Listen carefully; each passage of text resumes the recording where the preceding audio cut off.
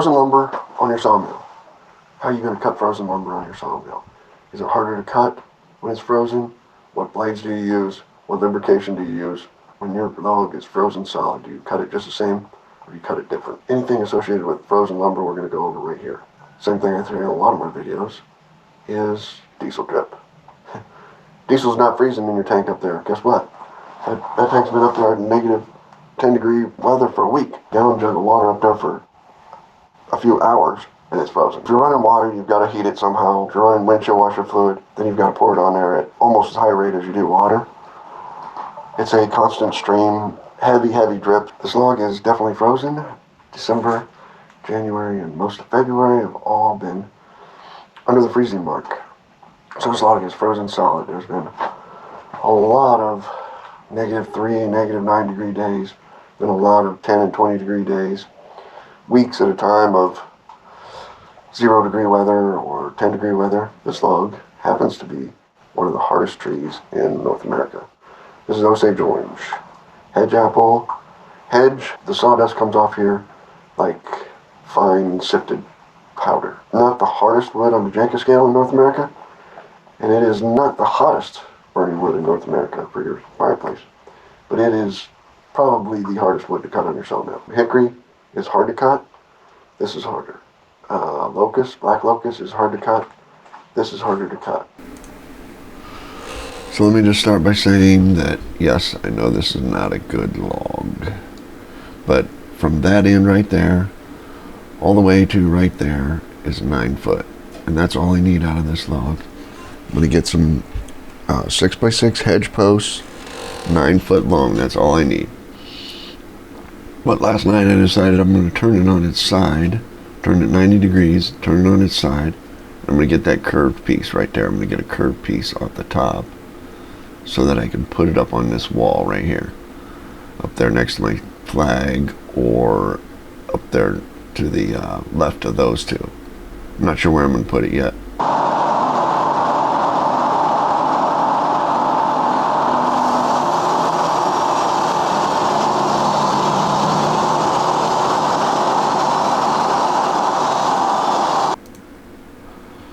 Okay, we're going to take out this first cap cut here.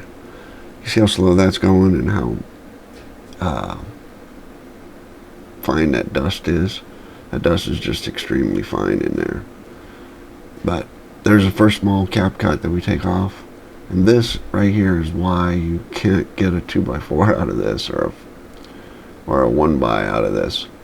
I'm going to take one more 3/4 inch cut off this. And that will hopefully give me my art piece, which it does because I've already seen this video.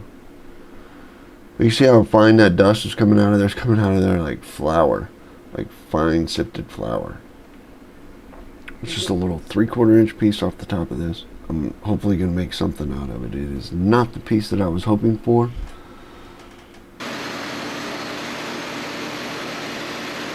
It does look like art. You see, it has all those holes in it. It has a nice big knot down here, which will probably crack. But it's something. I don't know what it is. It's a nice yellow piece. I wish it would stay yellow. Has a lot of holes in it and a lot of bark on it. I think it looks good. I think it'll be something. We're going to flip this 180. And flipping a banana is not an easy job for a log turner.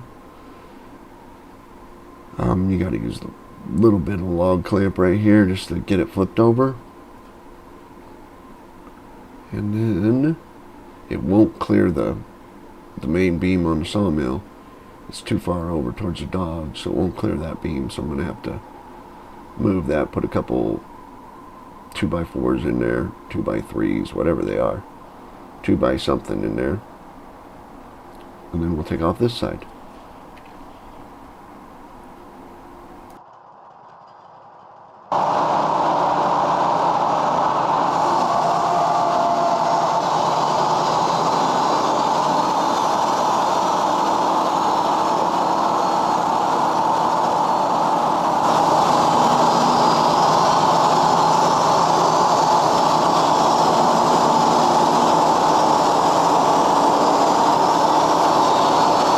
Okay, now you hear the engine not working at all.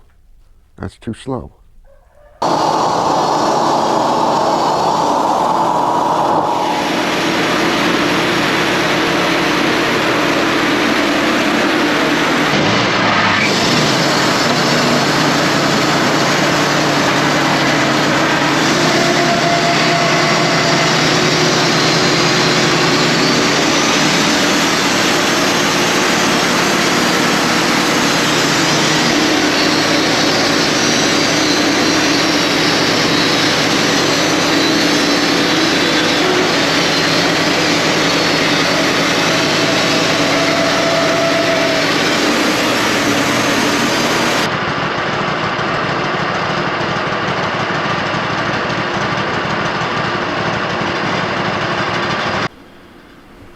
Now what we're left with is not quite a 10-foot piece. I can't get 10 foot out of this end, so I'm going to try to get it out of this end.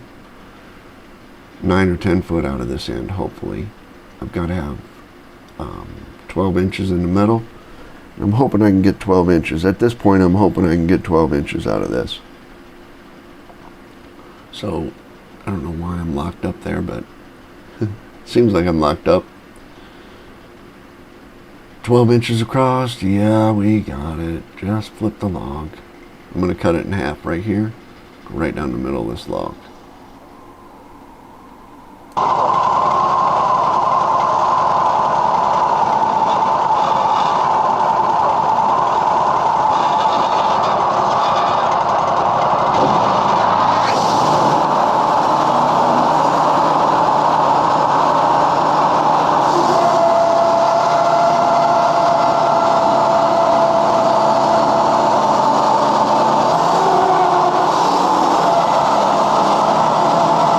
Okay, listen to this. You're going to hear the engine bog down real quick. Did you hear the engine bogging down on that last cut? That's too fast.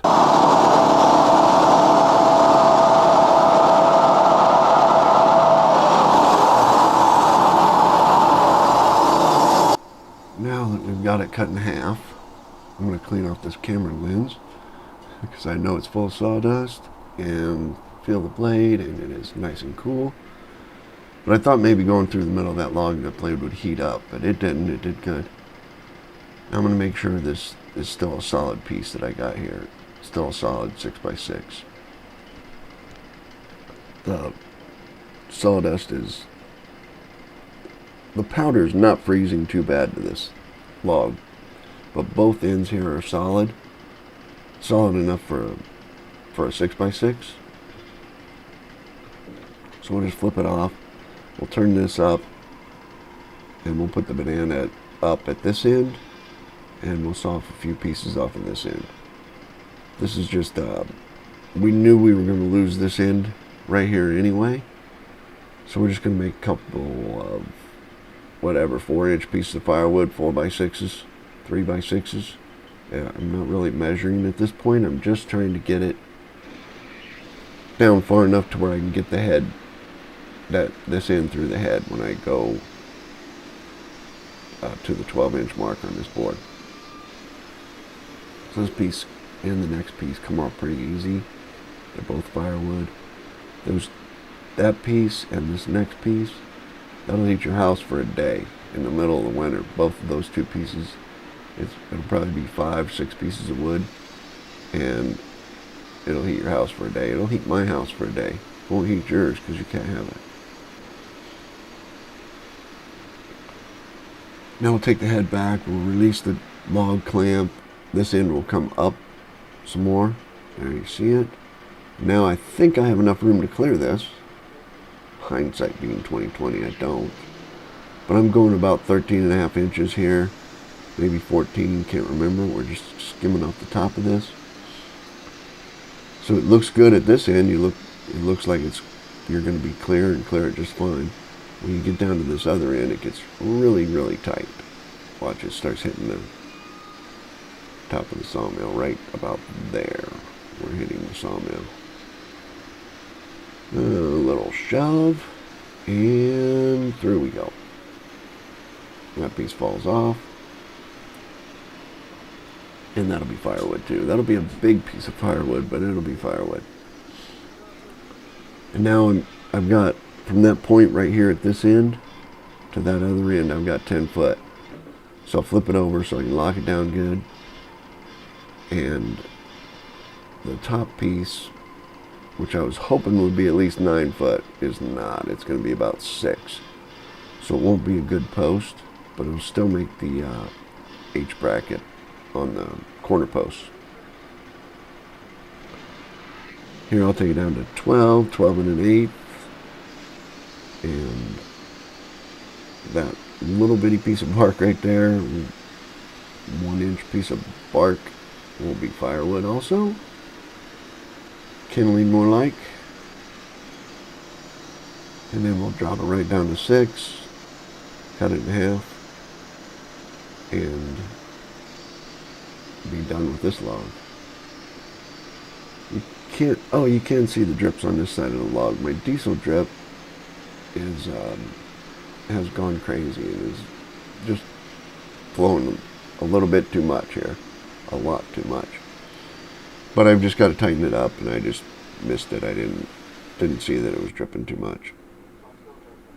But there's a 9 foot, 10 foot piece, and a 6 foot piece, and I've still got this piece on the loading arms here that I can saw, and I get another one. So I'll get 2 9 footers and 2 6 or 7 footers that'll both be good for posts.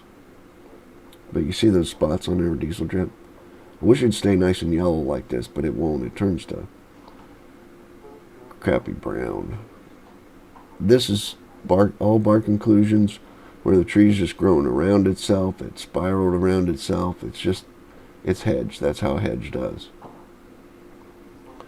This side you'd think, well, you can get a 2x6 out of there, but so yeah, out of that log you're going to get 2 2x6s that are 6 foot long. You know, that's not worth trying to save any lumber out of that log.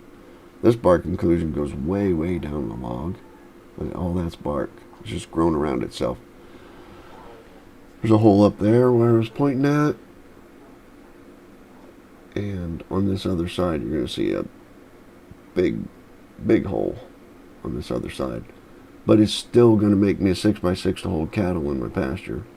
It's not going to come apart. It's not going to fall apart. That's an inch deep right there. So there's no 2x4s or 1x's in there at all.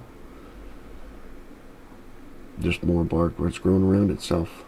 There's the diesel drip. You can see better. Right here, you can see that diesel drip better where it got away from me.